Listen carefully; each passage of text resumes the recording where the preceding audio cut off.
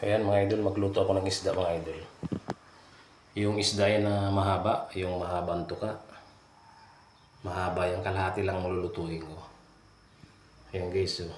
Ayan may itlog. Ang laki ng itlog niya. Ayan guys, ihalo ko guys, oh, sitaw, alugbati, at kaunting malunggay. Ayan guys, sabawan ko guys. Ewan ko kung anong tawag sa inyong isda na ganito. Sa amin, ang tawag nito dual. Sa salitang Bicol, dual. Yung matulis ang tuka niya at mahaba, magit siyang dangkal. Yung isda na nakabutas ng bangka. Yung bangka na kahoy. Pag lumaki na nakakabutas siya ng bangka, pag nakatusok. Ayan guys, kumukulo na guys. Lagay ko na yung sangkap guys. Lagyan natin yung luya. Lagyan natin yung kamatis.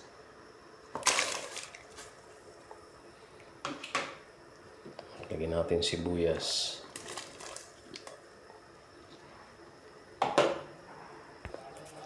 Lagyan din natin guys yung bawang. Ayan, takpan mo natin, pakuloy natin bago natin lagay yung isda.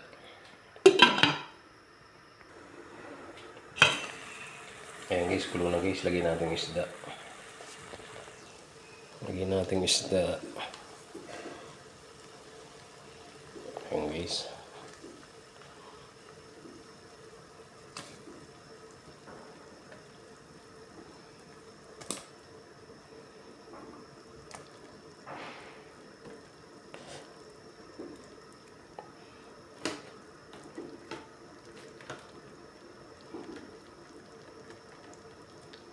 Ito yung itlog na guys, oh. Haba guys, oh. At ito naman yung atay. Guys. Ayan, lagyan natin guys ng asin.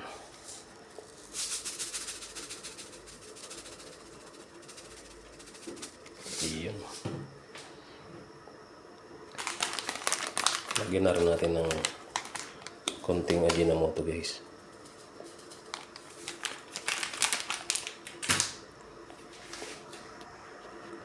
Ayan, takpan natin guys, saglit guys.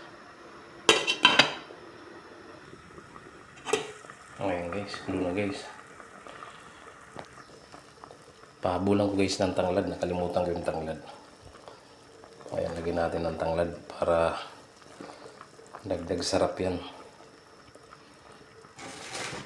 Ayan, pwede natin guys lagay itong gulay na sitaw.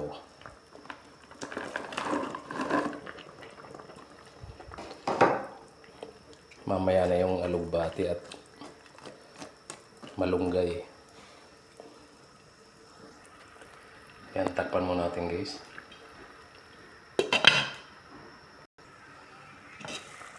Ayan guys. Lagyan na rin natin guys yung alugbati. Daon ng alugbati guys.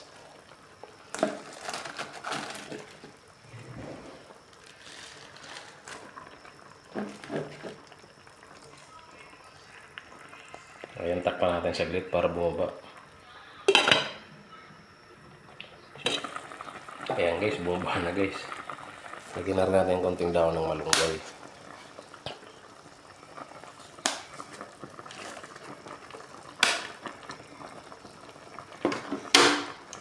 Ayan, takpan natin ulit guys.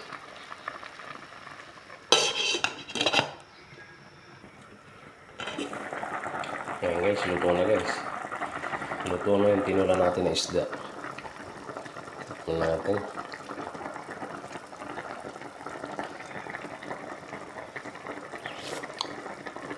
Ayos na guys.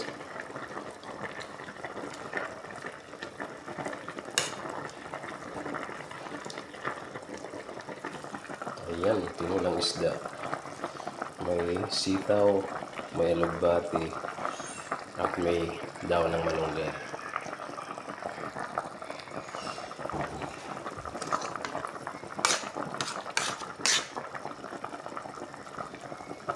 Ayan guys. Thank you so much guys.